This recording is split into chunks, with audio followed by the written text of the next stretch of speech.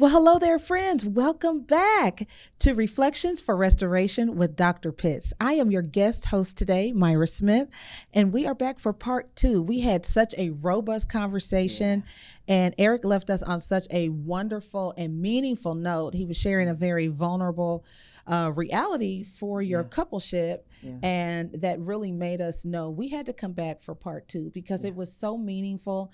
And I believe there are so many men who could relate to the position you were in, Eric. So without any further ado, do you want to elaborate on your last thoughts, or you were discussing a little bit about the vulnerability of depression and overcoming some things in your personally as you pursued a coupleship with Dr. Lauren?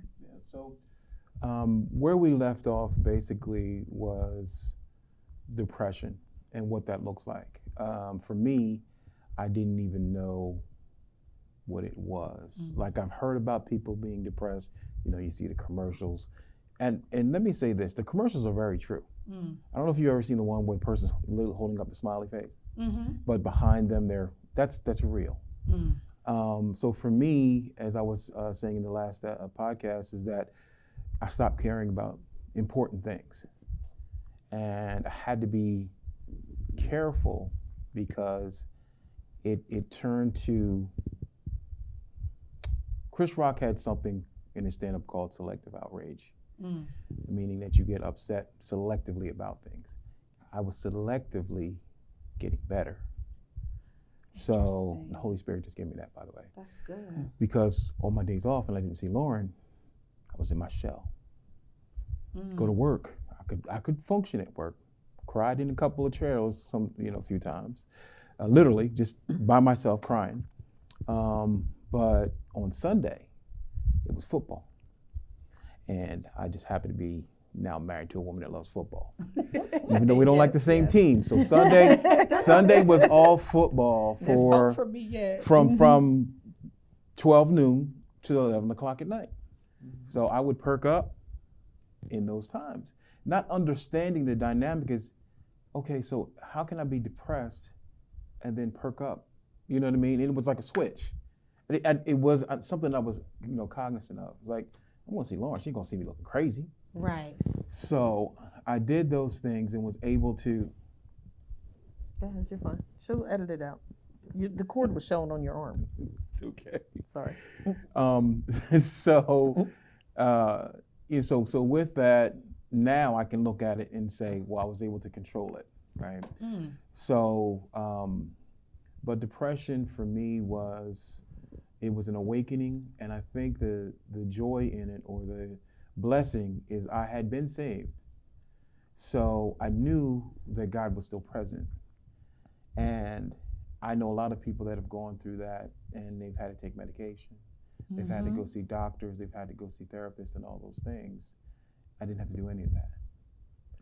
But so let me ask Dr. Lauren right here, what is that called when people, is there another name, or is it just how depression works, where people they're in a depressed state, but they can function in certain circumstances with, So, you have different types of depression. You have unipolar depression, you have major depressive disorder, you have adjustment disorder with depressive features, you have, you might have an adjustment disorder that has anxiety and depression in it.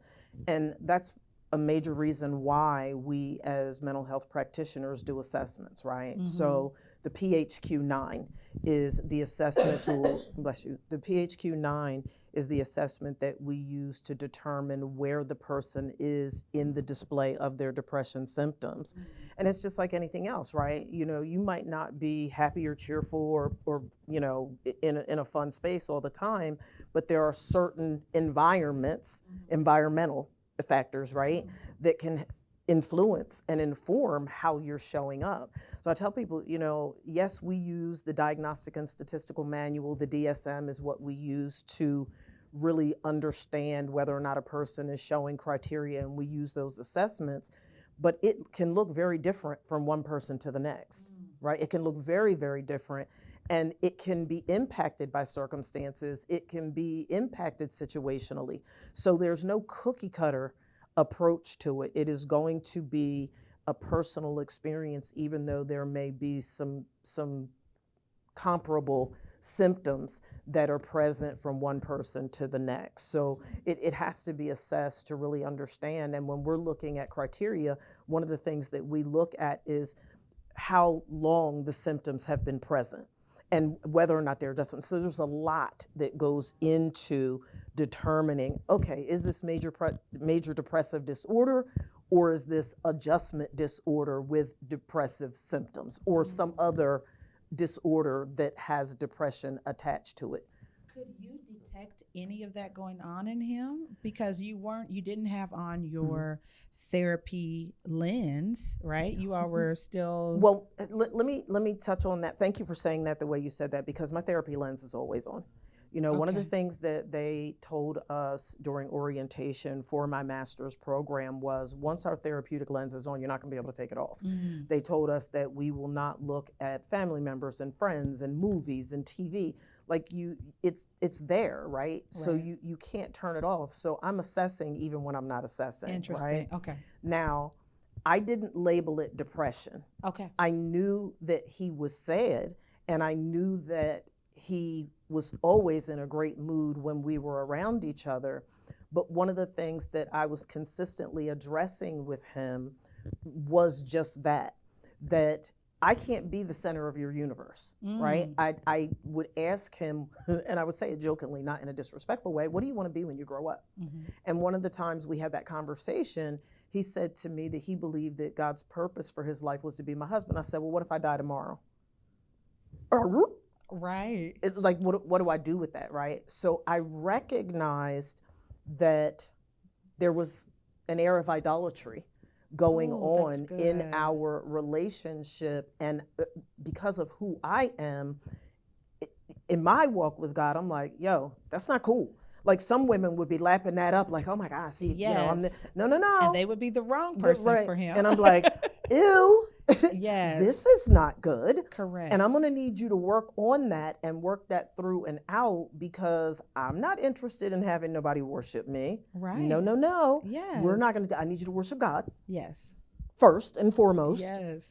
And you can love me, you can adore me, you can enjoy spending time with me, but all that idolatry stuff, that was bad business. And that was what I was zeroing in on, because it wasn't like a stalker creepy vibe or anything like that, but it was too much. I hear you. And I'm like, I'm gonna need you to work that through and out, because I don't. My insecure attachment style is what we call dismissive avoidant. I'm securely attached in today, but we have insecure attachment style. Most people do, or I would say a lot of people do. And my insecure attachment style is dismissive avoidant. And that's like, yo, if you don't get away from me, I don't want to be smothered. I don't want to see you every minute of every day. I don't need you stuck to me like a tick. Back up and give me some breathing room. And that was something that I didn't say it, or maybe I did. I don't think I said it that abrupt and abrasive.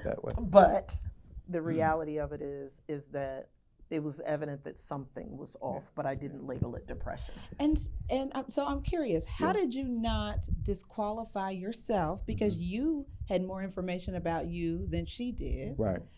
How did you not disqualify yourself from pursuing something so meaningful and beautiful?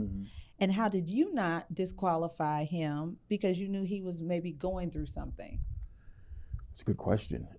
And as she was talking, I really thought about when this whole thing started. And I want to answer your question, but I also want to go back. Okay. I actually started losing myself in Jacksonville. When I moved to Jacksonville.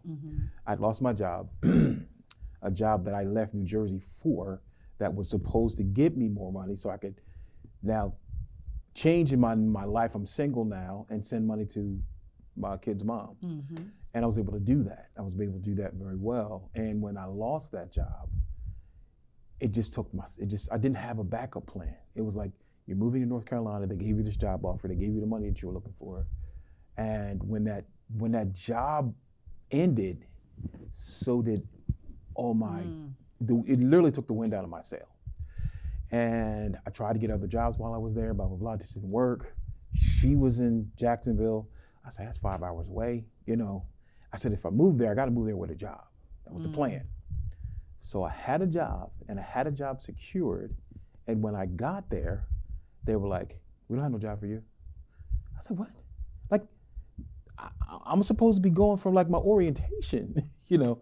So that wasn't working, and trying to figure out how our dynamic was gonna be, but Jacksonville was a few things. It was a testing ground, right? It was a change for what I thought I was going to do, was just single man, you know, getting with God and start my life over and all those things, to, man, you're just surviving.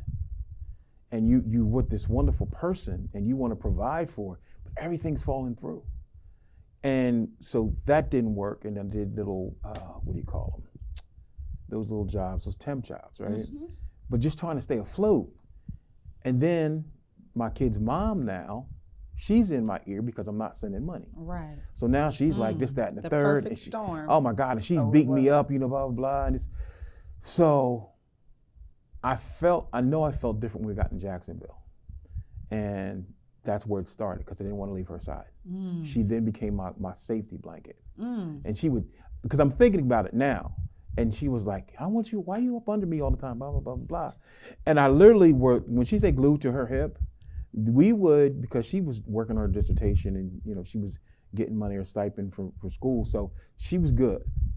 And I was like, you know, what we watching today? Discovery all day. Like all day, and literally we would. Am I lying? No, we would spend. I'd be on her hip, and you know, but I wasn't myself, and I didn't. And then when I did go to work, I didn't want to be there. I'm thinking about her, right? And it wasn't like what she was doing, I didn't trust her. It was more like, I don't have my safety blanket. I don't have my security, right? And I didn't realize until we just were talking now, that's really when it started. Then we had to move back to Jersey, and I really didn't want to go back to New Jersey. She was cool because her family, like she said, our family dynamics are different. So she could move back home at any time, and it was fine. Eric didn't move back home. If I wasn't moving home, I wasn't moving with Reggie. Now if my mom lived in New Jersey, I'd have been straight, but she was in Florida. And I did have that option, by the way. I could have not gone to Jacksonville, could have gone to Tampa. I was like, nah, I'll just, you know. I'll take Jacksonville for I'll take Jacksonville for 5,000. So, but that's where it started, right? So it started in Jacksonville. We moved to New Jersey. I'm uncomfortable. I don't want to be where I'm at. I don't want to be in my bedroom where I grew up. I don't want to be in the house with this man. And because we had some unresolved issues. So it's like you said, it was the perfect storm. The perfect storm of, I don't want to be here. Me and my dad don't really get along that well. You know, I get to see Lauren on Sunday though. I'm not making any money. I got to pick up my kids. I don't have the money to pay to even buy the tolls and put gas in the car. My God. So it was a lot. And it sounds like she was the light. Oh my gosh. She was your thing to look forward to. That's exactly it. That's exactly wow. what it was. Yeah. So tell me your perspective on this. Is like, okay, this guy got some stuff going on. How did you not? That's a really good question. She's going to answer that one. What I'm going to say is going to sound totally crazy, but it's going to make sense. I had been loyal to far worse. Come on, Dr. Lauren. That's the thing. Put that up on the screen. That's good. Because, yes, you know, in my first marriage, I dealt with really the person at that point in time in my life that truly was the love of my life, but he was battling with the disease of addiction, and all of the demons and the pain and the violation and the uncertainty that comes with drug and alcohol addiction. I had been with partners that, and this is what I say, and I believe in giving people credit where credit is due. You know, I'm 58 years old. I'll be 59 in November. And I've had, in adulthood, I've had 5 serious committed relationships. That's it. I've dibbled and dabbled and played and had fun and romped around the shindig and all of those things, but 5 committed relationships. And, the first one, I messed that up. I talked about that last episode. That was my son's father. I just was a horrible human being to him.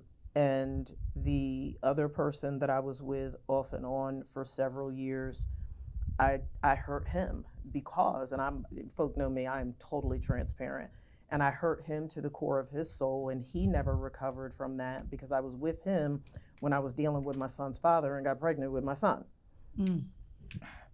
So, basically ripped his heart out, and even though we continued to deal off and on over the years, he was never able to get past that. I don't believe that he ever forgave me for that.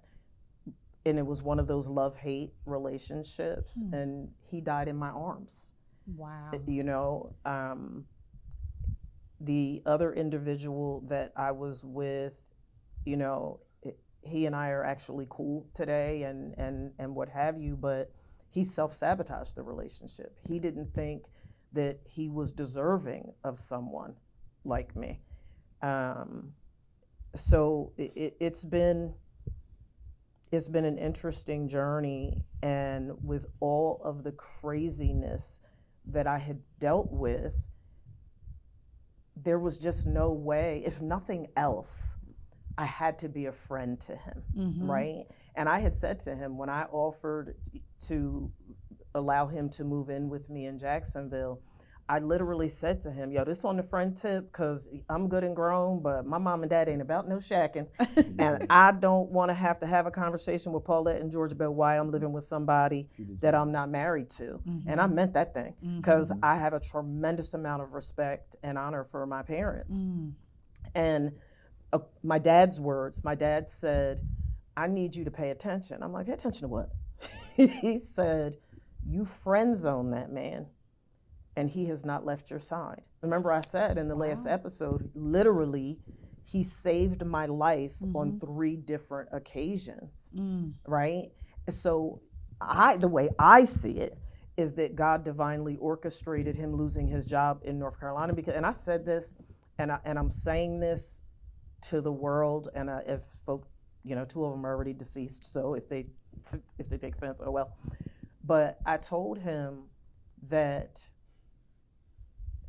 I had to be with him because when I look back in retrospect over my other relationships, like I said, 2 were deceased, 2 were still living, and then there's him, I'd have been dead.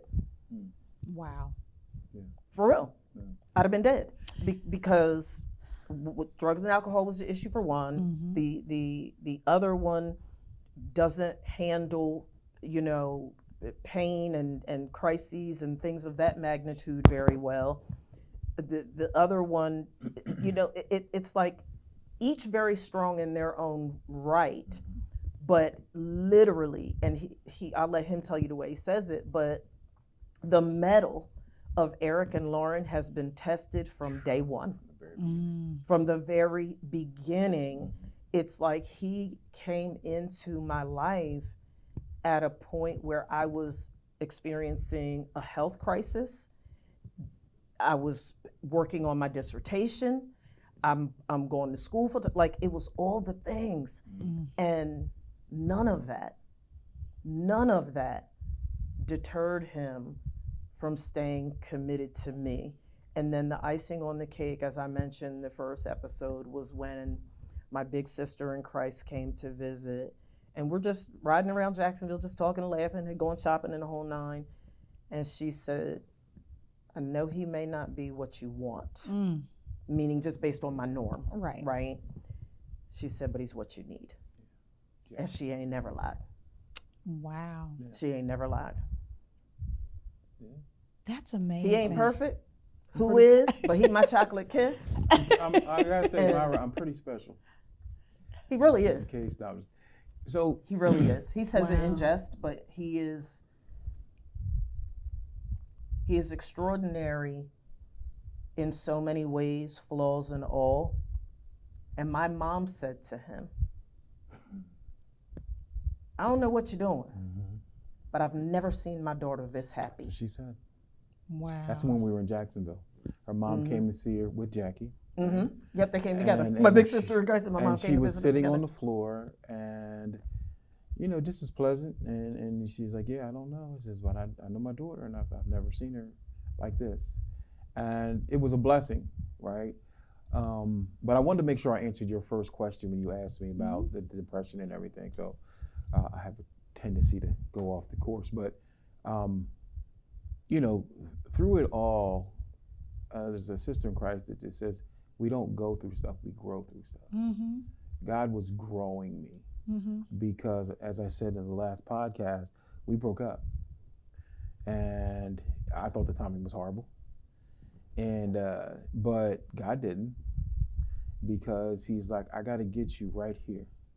I got to isolate you because, like she said, you're idolizing this woman. And we're not having that. Right. And so literally she you know how you rip the Band-Aid off? Oh Lord, she'll rip it off. Both hands. See ya, I'm out of here. You're gonna be fine. Don't worry about it. And so and you know when that happens, you're like, ow though, ouch. That's really what it felt like, right? Like, ow man, okay, so now I can't call her. Okay, now I can't go see her. And I gotta stay at Reggie's. Like I'm thinking of all the realities of this now, because now I don't have my security blanket. Now I That don't light, have that thing to look yeah, forward to. now it's just it's just me and Reggie and Joan. Like, shout out to my stepmom. No offense. But my dad at the time, he was who he was. Even though he had given his life to Christ, there was still a lot of the old Reggie in Reggie, right? So. But the good news is as time went on, things started to change, right? I wasn't seeing her. I had time to reflect. I got, promotions at work. Look at you. I started doing things. And then as these things started happening, I was like, I don't need Lauren. Right, I'm special. I'm special, Eric. Look, Jess out here. Yeah, I'm getting promotions. I make a little bit more money now. Look at yourself. You know what I mean? If she do come back, I got some money now. Uh-huh. So, but the confidence started growing. That's wonderful. My son, he knew that something was wrong because I didn't reach out to my best friend. He said, Pop, he said, I don't know what's going on, but something's wrong. And how come you haven't called Isaac? I said, Eric, I don't want to be seen. And when I told my best friend that, when I finally did see him, I said, man, I don't want to. He should have known because my friend, his wedding anniversary is coming up. He invited me to his wedding. And I said, I'm not going. It's my best friend. I would have never missed his wedding. I said, I'm not going. And then, and then when we sat down, he's like, man, what's wrong? Like, you used to laugh and blah, blah, blah. And I'm like, I don't know what it is, bro. It's not the same. And I could tell that he knew something was wrong. He didn't know what to say. And my dad didn't know what to say either. We had a conversation one day. He says, Eric, I'm paraphrasing, I don't know what you're going through. He says, but I've never been that down before. And see, I know that he had been, but my dad was very resilient. So his mind wouldn't let him sink into a low place, even if he was going through stuff. But my stepmother did know. And I talked to her, and she says, Eric, she says, I know something's wrong with you. I know there's something going on. And my stepsister too. I know there's something going on. She says, I don't know what it is. And I told her, I said, this is like the lowest I've ever been. And I can't see it getting better. As a matter of fact, it's not going to get better, right? I don't have any car. I'm making really low money. I'm trying to pick up my kids and see my kids and all that stuff. I don't have the money to do it. It wasn't that I didn't want to do it. Correct. I didn't have, and who was going to give me money? Who was going to, you know what I mean? So it just seemed like an impossible situation. And, but man, what they say, but God, like things started steadily changing in a way where God was showing me, I got you. I got you. So it sounds like there were little idiosyncrasies along the way where Yes. it'd be like, oh, I have a glimmer of hope. Yeah. Oh, okay, this is another reason to get up today. Or, Right. a little things would give you hope along the way where you Yeah. started coming out of that. Absolutely. And Can I? I want to share this with Go her ahead. that Holy Spirit gave me. He's like, no man can take what's yours. You'll be fine. That's a word. And look, when he said that, I'm like, okay. I didn't disbelieve him. I'm like, okay, Lauren's not here right now, but if it's meant to be, it don't matter. What's for you is for you. Exactly. And I rested in that. I literally rested in that. What were you going to say, Dr. Lauren? I was gonna say that, and I say this in jest, but I am dead serious. Like, my parents don't like nobody. They ain't nobody good enough for their Children, daughters. all They that. ain't nobody good enough for their daughters. But they liked him. And when we and my uncle adored him too. When we, and actually both uncles, Uncle Doug and Uncle Gio, when we had a conversation, and I was like, he's going through it right now, and he lost his car because my mom was retired. She let me use her car for work, and he had mine. My friends really showed up. And then his best friend was like, his best friend is like a guru when it comes to vehicles, and they gave him a car. Wow. He bought me a car. Now that wasn't the best car, but he bought me a car. But then he also let me use one of his extra cars to go to work for a little bit. Yeah. So, and that was God. Like, came when together. those types of things happened, I was like, okay, God, Yeah. I'm not came going to lose together. my job. So there are some things standing out to me. One is that sometimes your heavy load may not be as heavy for someone else. Right. And so it's definitely a thing where I can see God taking your journey and it really, what is like a massive blow to you, for you is like, it's doable. We were partners in believing. He was surrounded by, Eric didn't realize that he had a village. Right. Oh, that's He good. did not realize that he had a village, and that's all I've known my whole life. Like right now, look, Lord Jesus knows I have zero interest in moving back to New Jersey, but if we needed to, we could. Like I'm intimately woven all into the whole village experience, and what he didn't realize was he had a village. Yeah. What I also find amazing, especially in this Instagram influencer culture where everyone is a millionaire and is driving a luxury car. So they say. And so for a lot of, it's a different generation. Definitely going from millennial to even Gen Zers, right? It's like, if you don't have these things financially, then it's an official no. And what's standing out to me is that you had people, very healthy people, your mother, in your life that were like, so when someone is in need, you help them. Oh, you that's the mantra in the Pitts family. Yeah, you don't dismiss them or disqualify them. That's right. How can we rally around this man and lift him up? And it really reminds me of, my mother is similar. So my mother has had 2 brain surgeries. Wow. For aneurysms, 2 heart attacks. Oh, wow. So the joke in our family is I'm the first responder, but my sister's the ER nurse. This is really true. Wow. Yeah. So, and my mother, there's a sixth sense when I know she's talking and it's not her. I know it's something beyond her. And just like your mother, there are times where she'll say to me about this person that I'm dating, she'll be like, I can't really see you with anyone else. And I'll know it's not her.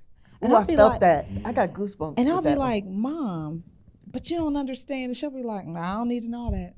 Right. It's just something that she Yeah. knows. And she'll be like, yeah, I just know you two are meant to be together. And I'll be like, but, and I tend to be like you, very blunt, very, I don't need to be hugged or snuggled, you know. And he's like, I just want to be up under you. And I'm like, oh my God, I'm having a hot flash, you know. So, and so this is And menopause is real, man. That's another conversation. Do we need a part 3 on dating I and tell you menopause? what. I'm telling you, it's real. I'm gonna let you finish. I have a But thought on that, but you have no idea how your story, even going into this, Eric, you were very transparent. Like, I don't know, being in front of this camera, telling my business is such a transparent thing.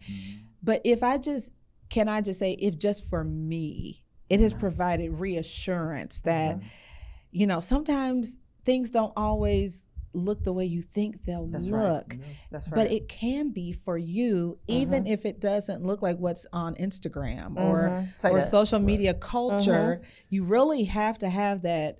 I believe there will be people around you that God will have crossed your path to let you know you're on the right track. Oh, no doubt. And I'm sure there are even people who've come up to you too and said things that affirmed your relationship where you were like, okay, I think we're supposed to keep going. There's something I want to share with you. You want to tell her about when we were preparing for the wedding? I'm going to tell her about the people. There were people that when we first connected were not surprised at all. So I'm not on the fence, but I'm like, she ain't interested in me like that, right? So Lauren, her first thing when we first connected was she loved the FaceTime, which I wasn't a fan of, but she was sending me pictures of herself. And I said, this is weird. Why are you sending me pictures? Nothing crazy. And they weren't, we hadn't seen each other in 30 years. And they weren't any untasteful pictures. Really? I couldn't help it. I can't with you. Most of them, no. So anyway, so she was sending me, this is us, babe. So, so she sent me pictures, of beautiful pictures, right? And this one, she had this red dress on. And I said, wow, that's a really nice picture. So we all know the same people since we went to school together. So my brother, my dear friend who's passed on, God rest his soul, Frank. I said, Frank, guess what this is? He says, your new bae? And I said, no. He already saw it. And then he had said to me, Eric and Lauren, who gonna question that? Wow. And so I'm like, a lot of people, right? But there were people that were very happy. I say that to say that there were people that were very happy knowing that either we had the potential to be together, and even when we were trying to fool people, we would tell her cousin, we just friends. They're like, that's what you telling people? That's the lie y'all still telling? That's the lie y'all telling? Okay, all right. So anyways, go ahead. You were going to say something. To the point that you said about people saying, affirming that we were together. We were in Hobby Lobby. We were in before. This was, I don't know, maybe years ago. 2-3 months before we got married. We were in Hobby Lobby, and this Caucasian guy just came up to us. It was the craziest like we were thing. celebrities. Oh my God. Oh, you can't see what I see? And it wasn't, I felt that he was being honest on what he was saying. He didn't know us, but he was really excited. Look, whatever the Holy Spirit was giving him about us, he's like, man, do you know, oh man, if you can see what I see, and you guys are going to be great and blessed, and And I'm thinking, you trying to sell me something? No, let me tell you something. So you know that scripture that talks about sometimes we entertain angels unaware? Yeah. Let me tell you what happened. And I don't have any tissue here. And this is completely unscripted. This is real. I'll use this plant. Crazy.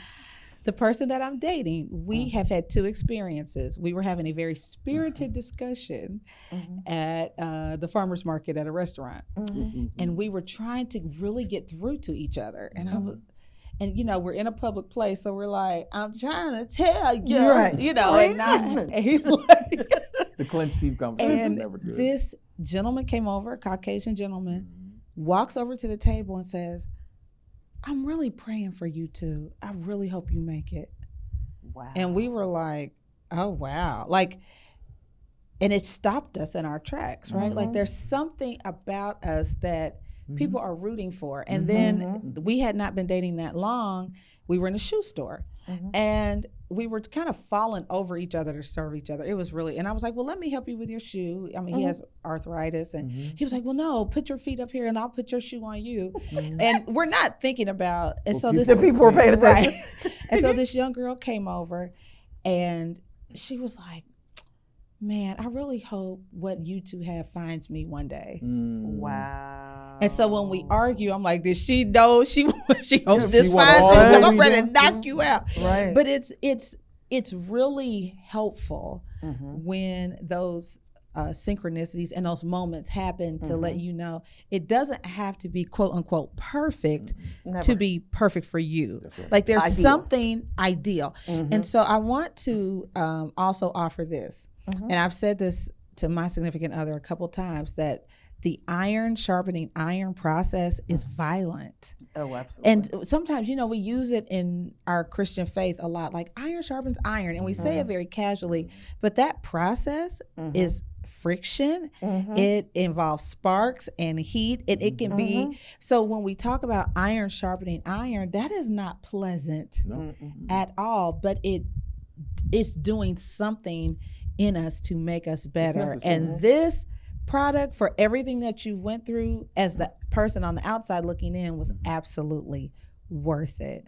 So thank you for every conversation, every hard conversation that kept you all up at night, or you all working through your issues. I'm telling you, it is helping us.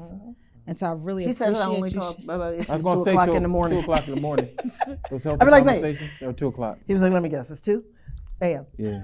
Did you want to say you're part of what the guy was saying to you? I don't remember what I was going to say. Okay. You know how I do. And so that's part 3 about dating the menopause or being married in menopause, because that is real brain fog. It just disappears.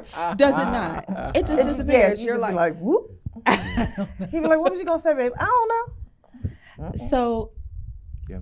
as we close this particular podcast out, and we're coming to the end of this, I have so many questions.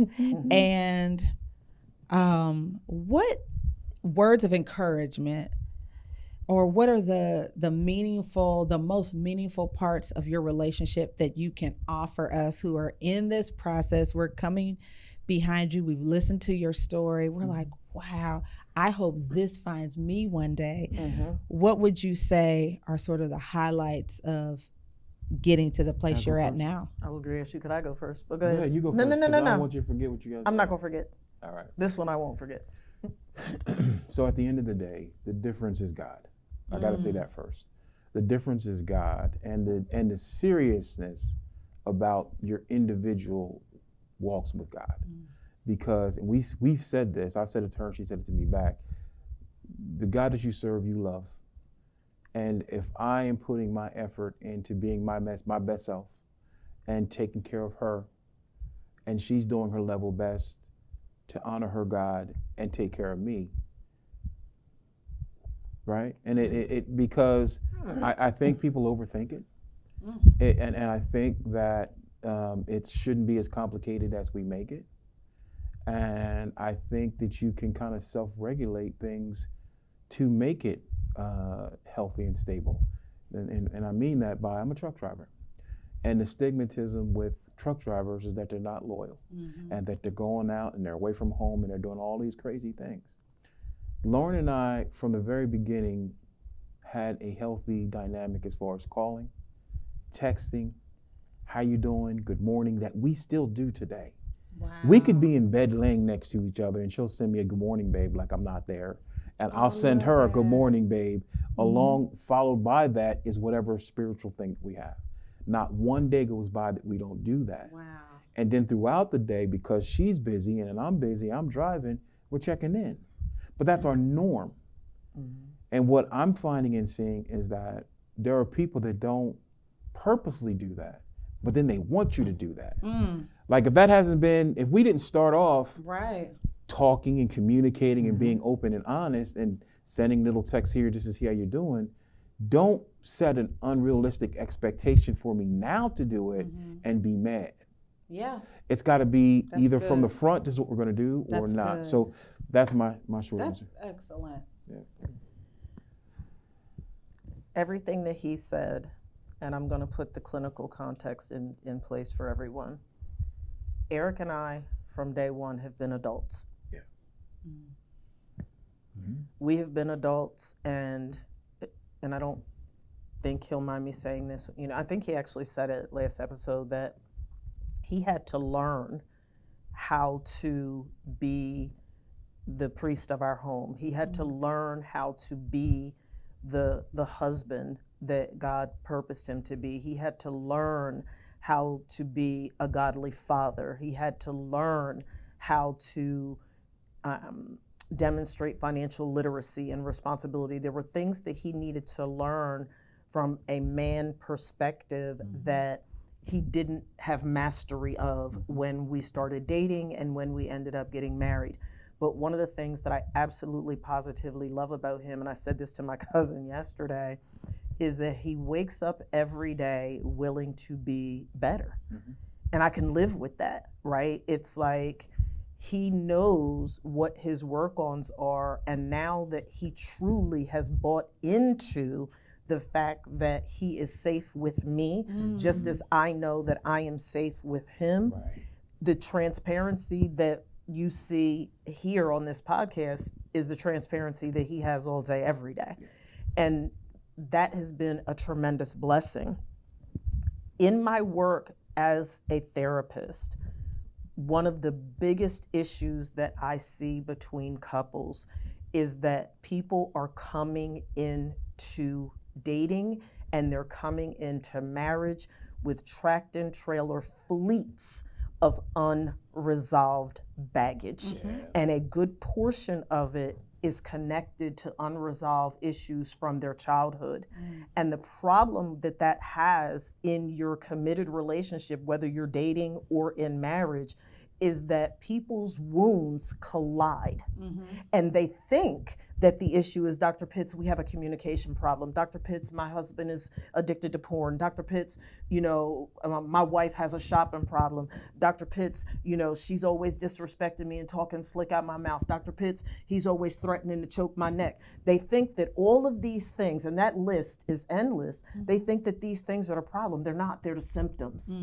They're the symptoms. And what that looks like in many relationships that I work with in therapy is adjustment issues or attachment issues and unresolved trauma. And that is a head-on collision in a relationship. And people are so busy externalizing, they're so busy scapegoating, they're so busy tit for tatting, they're so busy harboring resentment and bitterness and hatred and unforgiveness and self-pity and all of these things. They're the ultimate saboteurs of relationships, that they don't realize what their contribution is to the erosion of the relationship. They want to make you the problem. They want to make you responsible for all of their unhappiness. They want to make you the reason why they woke up like a fire-breathing dragon. Look in the mirror, people. Look in the mirror. Eric and Lauren have been looking in the mirror since before we became Eric and Lauren. And I tell my clients all the time, and I know some of them are like, yeah, right. We do not fight. Do we disagree? Yes.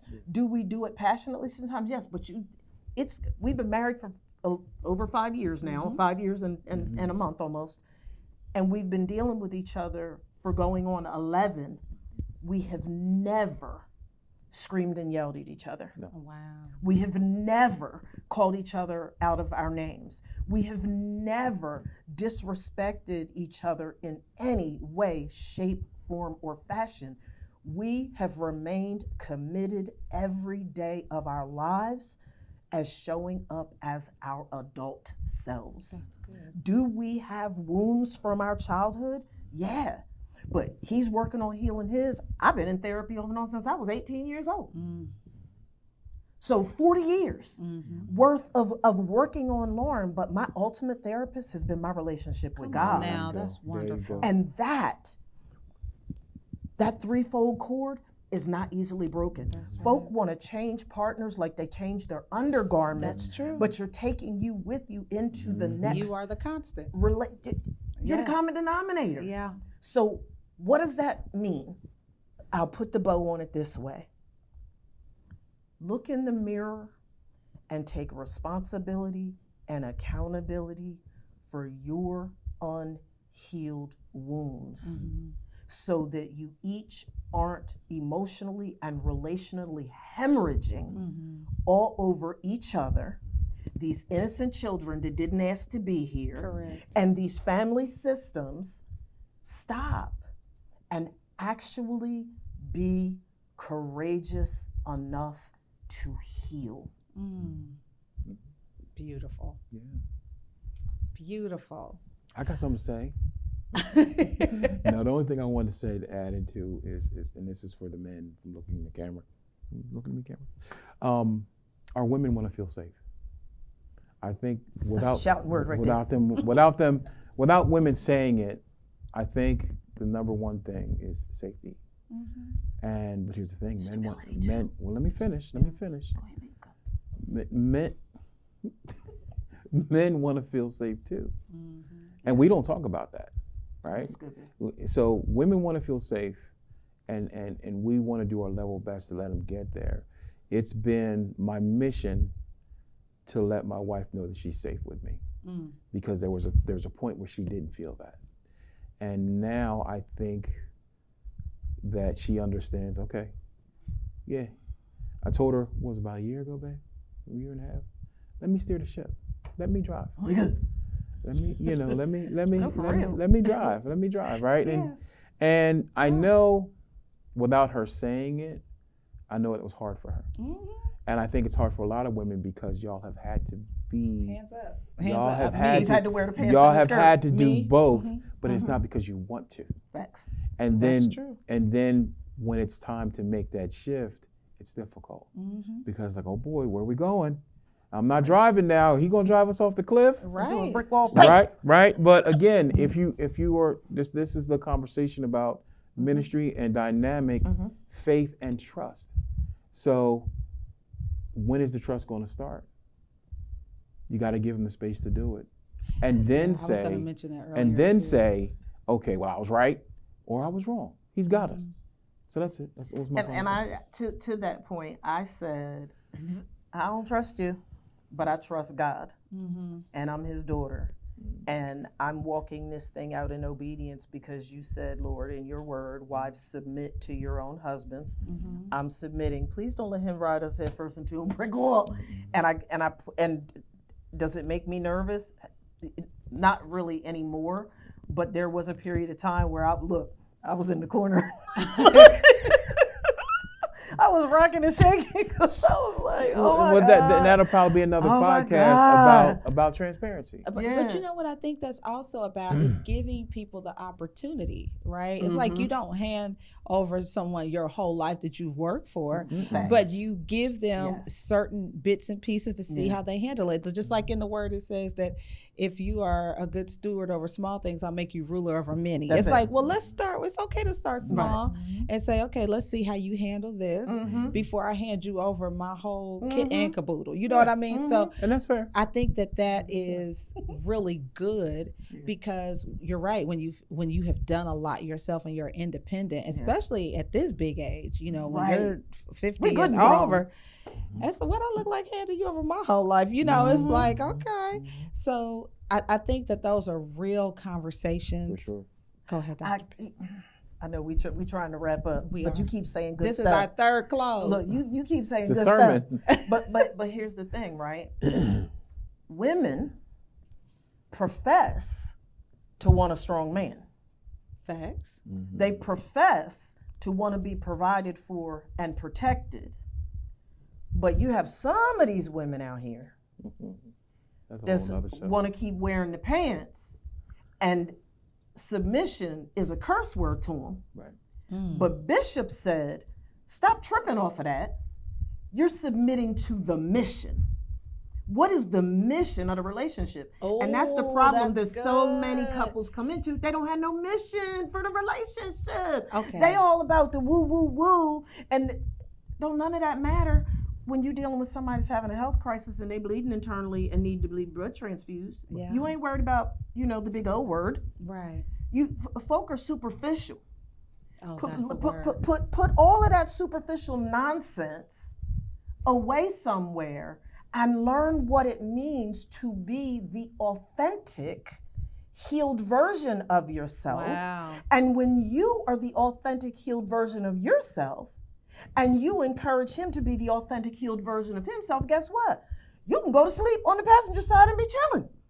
Because he can drive me anywhere most of the time. Me most time, all the time. Okay, so we need a part 3. You are not going to let me leave. This has been such a privilege and pleasure. So let me just say that I do not take this opportunity lightly.